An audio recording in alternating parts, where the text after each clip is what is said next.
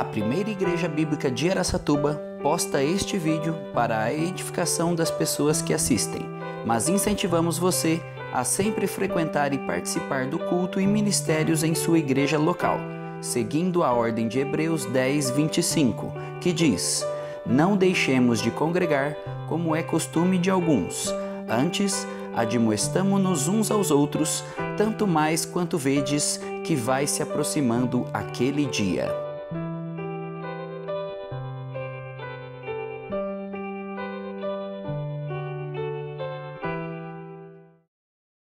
Terminado Noé, aí nós vamos entrar no nosso texto, que é o padrão da fé. Geralmente nós falamos sobre Abrão, o pai da fé. E é correto afirmarmos desta forma. Ele é o pai da fé não só da nação de Israel, mas é o pai da fé de todos nós que cremos. Todos nós somos filhos de Abrão pela fé. Abrão, um padrão de fé. Se nós formos olhar o texto todo que fala sobre Abraão, vai desde o 8 e continua até 17, 18 desse capítulo 11. Eu venho memorizando esse capítulo e na sequência a gente observa como esses homens de fé eram grandes exemplos. Tudo isso para prepararmos agora para a leitura. E vamos ficar em pé e ler o texto de Hebreus 11, de 8 a 12. Amém? Pela fé, Abrão, quando chamado, obedeceu, a fim de ir para um lugar que devia receber por herança, e partiu, sem saber para onde ia. Pela fé, peregrinou na terra da promessa, como em terra alheia, habitando em tendas com Isaque e Jacó, herdeiros com ele da mesma promessa. Porque aguardava a cidade que tem fundamento, da qual Deus é o arquiteto e edificador. Pela fé também a própria Sara recebeu poder para ser mãe, não obstante o avançado de sua idade, pois teve por fiel aquele que lhe havia feito a promessa. Por isso também de aliás, já amortecido, saiu uma posteridade tão numerosa como as estrelas do céu, e inumerável como a areia que está na praia do mar. Abrão, o padrão da fé. Noé, como Enoque, andou com Deus. Mas quem nos dá um padrão para seguirmos é Abraão. Por isso que em Romanos capítulo 4, diz que nós devemos seguir as pisadas da fé que teve Abraão, nosso pai. É interessante que da mesma maneira que é dito que devemos seguir os passos de Jesus, também é dito sobre Abraão que devemos seguir as pisadas da fé de Abraão. A fé de Abraão levou à ação. Todos os que vivem pela fé são filhos de Deus. Não é só os judeus que têm o privilégio de dizer, temos pai Abraão. Nós todos que temos crido em Cristo, somos filhos também de nosso pai que é Abraão. Em Gênesis 15, 6 diz que Abraão creu em Deus. Isso lhe foi imputado como justiça. Nós temos estudado um pouco no livro de Filemão o termo imputado.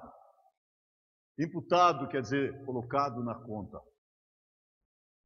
Abraão foi o primeiro que creu e nisso foi imputado nele a justiça.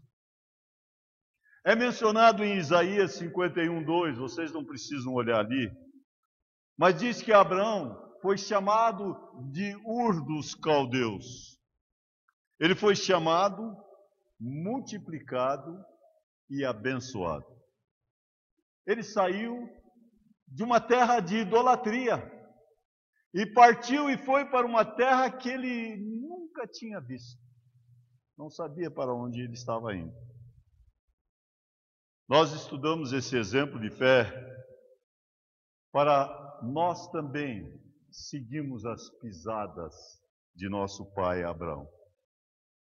Quais são os padrões que temos aqui de fé genuína? Vamos olhar no nosso texto. Verso 8 diz: pela fé Abraão, quando chamado, obedeceu, a fim de ir para um lugar que devia receber por herança, e partiu sem saber para onde ia. Primeiro nós observamos que tem a peregrinação da fé. Ele partiu sem saber para onde ia. Nós temos cantado várias vezes aquele hino, né? Peregrinando. Vou pelos campos, peregrinando. Abraão é o maior exemplo disso. Ele saiu e poderia perguntar: onde você vai, Abraão? Não sei. Por que você está indo? Porque Deus mandou. O que você vai ter lá? Não sei. Mas então por que você está saindo daqui de Ur, onde você tem essas riquezas, os gado, todas as coisas, e está indo para lá? Porque Deus mandou. Olha só a atitude de Abraão. A fé de Abraão produziu obediência. Crer e observar tudo quanto ordenar. O fiel obedece ao que Cristo mandar. Abraão é um padrão para nós. Nós também, se dizemos que cremos, nós temos que obedecer. Aquele que tem os meus mandamentos e os guarda, esse é o que me ama. Se me amais, guardareis os meus mandamentos. O Filho de Deus tem que ser obediente ao Pai. Abraão partiu sem saber para onde ia. O que isso significava para Abraão? Ele partiu em obediência, ele saiu do meio daquele povo idólatra. Aqui nós temos o exemplo que acontece com todos nós quando nós aceitamos a Cristo. Nós desfazemos da nossa vida passada. Assim, se alguém está em Cristo, é nova criatura, as coisas velhas já passaram. A primeira coisa que tem que acontecer na vida de cada um quando crê é que ele deixa o mundo para trás. E eu vejo que isso não está acontecendo hoje em dia. Eu vejo que muitos estão crendo, mas não fazendo, não seguindo, não obedecendo. Se nós formos olhar Abraão, ele saiu de um lugar onde ele era riquíssimo, no Oriente. E ele partiu e foi para um lugar que ele nunca chegou a possuir. A única coisa que todos os patriarcas possuíram parece que é um lugar para se enterrar. Mas ele não chegou a possuir a terra prometida que o Senhor tinha feito para ele, a promessa que ele tinha feito. Ele saiu, separou-se daquele povo de onde ele morava e foi para a terra de Canaã. Ele foi em obediência, sem saber para onde ia. Eu gosto do livro Peregrino, faz tempo que eu não leio ele. Coisa da Vida Cristã. Peregrino é um livro que conta a história do cristão e todas as etapas que ele passa na vida cristã. Quantos aqui já leram o livro Peregrino? Aí várias pessoas, é muito interessante. Alguns contam a história. Você ainda conta a história de Peregrino? Conta, né? É bonito. Porque você observa todos os problemas. Irmãos, nós quando estamos na vida cristã, nós temos que saber que nós vamos ter dificuldades. O peregrino passou por muitas dificuldades e no caminho sempre tinha alguma coisa que lhe ajudava a passar aqueles obstáculos. Na nossa vida cristã, nós vamos ter dificuldades. Nós não podemos prometer, aceita Cristo e acabaram todos os seus problemas. Aceita Cristo e você vai ter a solução para os seus problemas. Mas não vão acabar, às vezes vão até aumentar, viu? No mundo passais por aflições. Jesus diz, mas tem de bom ânimo, eu venci o mundo.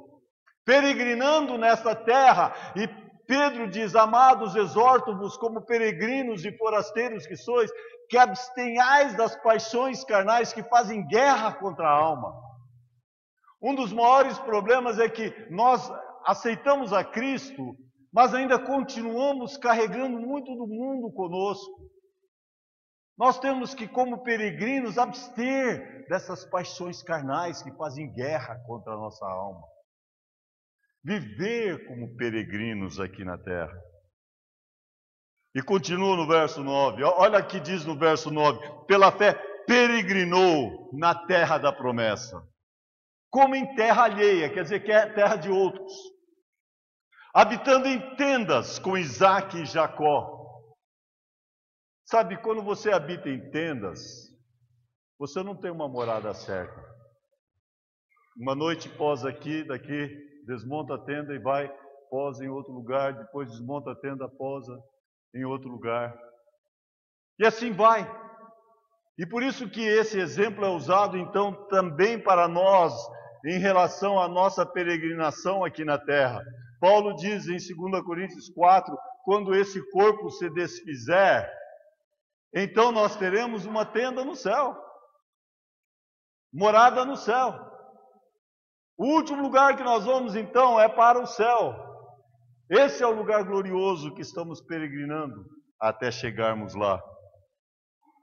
E é interessante que quando Abrão estava peregrinando pela terra prometida, a terra não era dele, mas tinha sido prometida. Ele foi considerado, depois vocês podem olhar lá em Gênesis 23, 6. Tu és príncipe de Deus entre nós. Foi considerado como um príncipe de Deus entre nós. E é o que nós também devemos ser aqui neste mundo. Nós somos embaixadores de Deus, não é? Nós somos embaixadores de Deus, representantes de Deus aqui na terra. Aqui não é meu lar, um viajante sou. Meu lar é lá no céu, Jesus já preparou.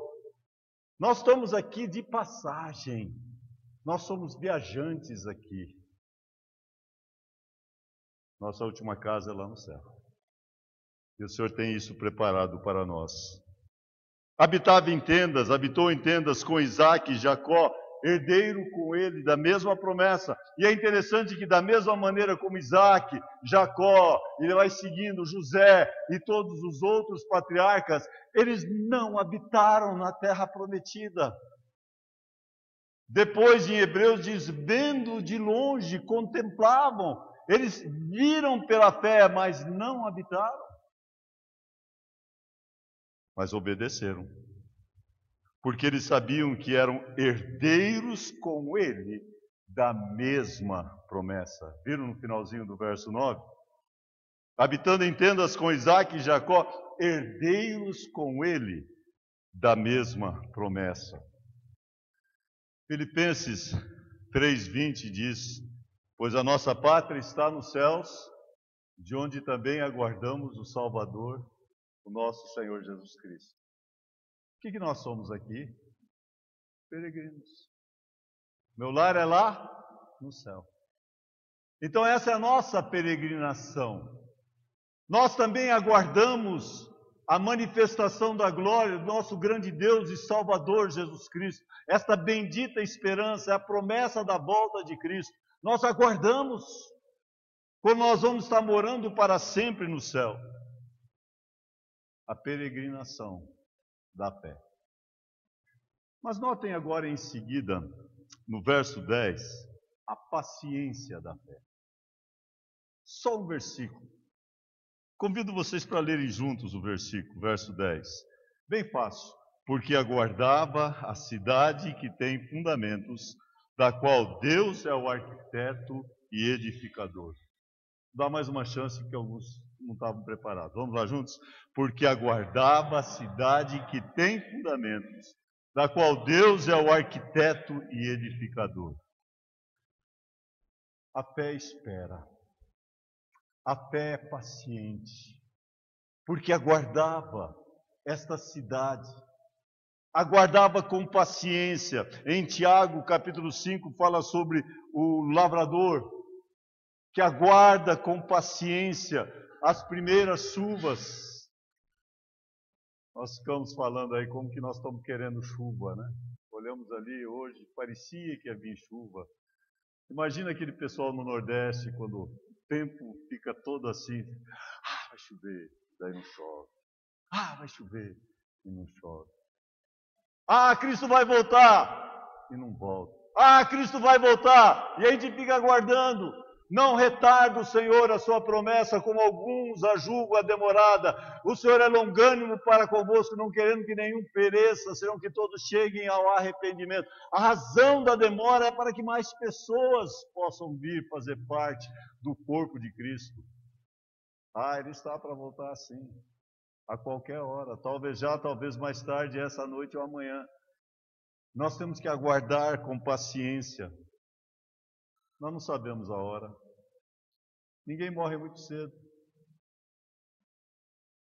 Pensei tanto nisso em relação ao meu irmão. Agora eu prego mais meia hora, esquecendo da minha água.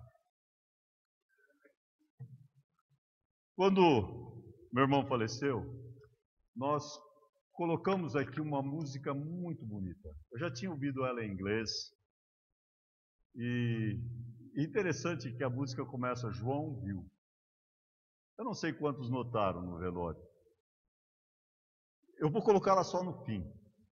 Mas deixa eu dar a letra para vocês. Uma letra muito tocante. A música fala assim, João viu, morada de Deus. Depois presta atenção que vai estar em forma de vídeo, né? Vocês baixaram em forma de vídeo para nós. Santa cidade, Jerusalém, sua luz brilhava como cristal. Santa beleza e sem igual. Ao redor do trono existe um rio, a árvore da vida, sim, ele viu. Eu quero ir para esse lugar, Jerusalém, Jerusalém. Vou caminhar nas ruas de ouro, irei abraçar o meu rei, meu mestre Jesus. Jerusalém, vou descansar às margens do rio. Na cidade de luz, João viu os santos louvando ao Senhor. Digno é o Cordeiro de honra e louvor. Não viu mais noite nem escuridão, pois o próprio Mestre ilumina Sião. Perto está o dia em que subirei, e no lar de paz eu morarei. Eu quero ir para esse lugar, Jerusalém, Jerusalém. A Nova Jerusalém é maravilhosa. Só para recordar um pouquinho, coloquei algumas figuras que geralmente uso em escatologia. Coloquei na capa do boletim. Isso, aleluia! Desceu! A Nova Jerusalém desceu! Aí, ela vai vir como um grande cubo gigante, vai vir se assentar sobre a terra. A majestade dessa Nova Jerusalém é algo indescritível. Eu não sei quantos de vocês aqui ficaram se imaginando andando na Nova Jerusalém. Vocês já imaginaram? Como vai ser maravilhoso. 2.250 quilômetros. Cada uma das extensões. Largura, comprimento e altura. Um cubo gigante. Aí você vê as portas da cidade. 3 de cada lado. 12 portas. Desce a próxima para nós. Vamos ver se ela está viva agora. Desce a próxima. Isso! Aí você vê o fundamento dessa cidade. O fundamento da cidade é de todas as formas de pedras preciosas. Vai desde o jaspe até a ametista, a última ali. E ali você vê a porta, a enorme porta, tem uma só pérola. A Nova Jerusalém será maravilhosa, irmãos. Nós vamos poder caminhar na Nova Jerusalém, não vai ter dor no joelho. Amém. Vamos caminhar, vamos poder... Já pensou caminhar 2.250 quilômetros? Acho que vai dar, tranquilo. Vamos caminhar para a Nova Jerusalém. E o versículo está falando porque aguardava a cidade que tem fundamentos, da qual Deus é o arquiteto e edificador. Na casa de meu pai há muitas moradas, se assim não for, eu vou-lhe teria dito, pois vou preparar-vos lugar, e quando eu for e vos preparar lugar, voltarei e vos receberei para mim mesmo, para que onde eu estou, estejais vós também, na Nova Jerusalém. Vamos estar lá, para sempre. Hoje não. Nossa casa aqui, ó, passageira. Por isso não adianta você ter a casa mais bonita do mundo. Aqui vai acabar, vai deixar para o anticristo, o pessoal durante a tribulação. Você vai sair, encontrar com o Senhor, aí vai morar na Nova Jerusalém. Por isso você não pode nem imaginar, se você a casa mais bonita que você já construiu, nem se compara com nada que possamos imaginar em relação a essa cidade. Aguardava a cidade que não tem fundamentos, o qual Deus é o arquiteto e o edificador. Perto está o dia em que subirei, e no lar de paz eu morarei. Eu quero ir para esse lugar, eu quero ir para Jerusalém. Amém? Eu quero ir para Jerusalém, você quer? Eu quero ir para essa Nova Jerusalém. E vai chegar o dia glorioso. Lá para o céu, sim, eu vou. Ver meu Jesus, sim, eu vou. Nós vamos cantar esse corinho também. Que glorioso que dia vai ser quando nós formos para essa Jerusalém, projetada por Deus, arquiteto e construtor é Deus mesmo. Um lugar maravilhoso. O céu é um lugar maravilhoso, cheio de glória e gozo. Lá hei de ver o meu Salvador. O céu é um lugar para onde eu vou. Você vai? Amém. O céu é um lugar maravilhoso. Pela fé, nós vamos ter participação nessa cidade. Hebreus 12, 22, nós vamos estar estudando logo adiante, que fala sobre essa cidade. Inumerável número de anjos, inumerável número de pessoas, de multidões de pessoas, vindos de toda a tribo, povo, língua e nação, salvos pelo sangue de Jesus Cristo, estará lá. Mas quem vai estar lá? Jesus. E em Ezequiel 48:35 diz: o Senhor está ali. Por isso que quando nós pensamos em ir para o céu, a primeira coisa que nós devemos dizer: primeiro quero ver meu Salvador. Se antes dos amigos ao redor. E depois, aí por longos dias, nós vamos ter a oportunidade de ficar vendo, revendo as pessoas que estão lá. A paciência da fé, aguardando com paciência esta cidade gloriosa. Mas agora, versos 11 e 12, vai tratar de uma mulher de fé, a Sara. E aqui trata sobre o poder da fé, versículos 11 e 12. 11 diz assim: pela fé, Sara recebeu poder para ser mãe, não obstante o avançado de sua idade, pois teve por fiel aquele que lhe havia feito a promessa. É importante observar que Sara não foi nada perfeita, não. Se formos ver o relato de Sara no Velho Testamento, quando foi dito para ela que ela teria um filho, o que Sara fez? Eu? Não posso. Eu já sou velha. Já passou, eu passei da menopausa, já não tem jeito de eu ter filho. Como vai dizer que eu vou ter filho? Ela riu. Mas o autor de Hebreus faz questão de dizer pela fé Sara. Sara teve fé, sim. Mesmo que naquele primeiro momento ela riu, nós vemos mais tarde relatando, mesmo em Gênesis e depois no livro de Romanos, destacando a fé de Abraão e Sara. E fala sobre Abraão que, vendo o seu corpo já amortecido e a idade avançada de Sara, não duvidou da promessa de Deus por incredulidade, mas pela fé se fortaleceu, dando glória a Deus. Essa foi a fé de Sara também. Não foi só a fé de Abraão, não. Pela fé, Sara, diz aqui, recebeu poder para ser mãe, não obstante o avançado de sua idade, pois teve por fiel aquele que lhe havia feito a promessa. Mais uma vez, Deus prometeu, Deus vai cumprir. Os impossíveis para Deus não haverá impossíveis. Impossíveis para o homem são possíveis para Deus. E o verso 12 daí designa mais um pouquinho, por isso também, de um, aliás, já amortecido, o corpo de Sara não tinha jeito de ter filho mais.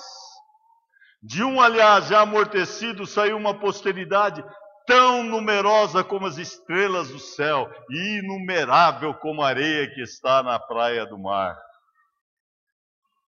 Fé no sobrenatural. Fé que Deus ia abençoá-la e ela ia ter uma posteridade que seria mais numerosa do que as estrelas do céu, mais inumerável do que a areia que está na praia do mar. E vemos que Deus cumpriu. O cumprimento se estende desde Abraão e a nação de Israel, dos judeus, até nós, até todos os que vieram a crer e são filhos de Abraão. A promessa vem para toda a descendência. A promessa vem para todo o que crê. Finalizando. A fé vê o invisível, ouve o inaudível, toca o intocável e realiza o impossível. Deixa eu repetir isso de novo. A fé vê o invisível, ouve o inaudível, toca o intocável e realiza o impossível. Talvez eu já falei aqui, acho que sempre estou falando exemplos de cachorro, né? Acho que é porque eu tenho cachorro e gosto de cachorro. Mas diz que numa casa tinha um cachorro que era super obediente. Ele não entrava na casa, ele falava, o dono falava, sai, ele saía, faz isso, ele fazia.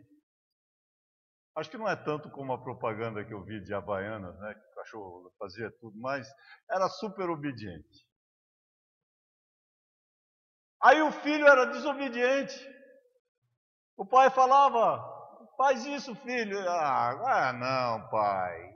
Sempre dava uma desculpa. Não obedecia.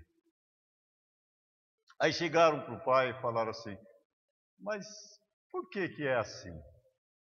Seu filho não te obedece, mas teu cachorro te obedece. Não sei quantos têm essa experiência, que o filho não obedece, mas o cachorro obedece. Aí ele muito sabiamente disse, só que tem uma grande diferença. Quando eu morrer, meu cachorro não vai ficar com minha herança. Quem vai ficar com a herança é o filho. Filho é o herdeiro. Irmãos, nós somos filhos de Deus. Nós temos uma herança gloriosa. Herdeiros de Deus e co-herdeiros com Cristo. Nós temos tudo em Jesus por causa simplesmente da nossa fé. Somos filhos de Deus pela fé. Gálatas 3:26 diz, pois todos vós sois filhos de Deus mediante a fé em Cristo.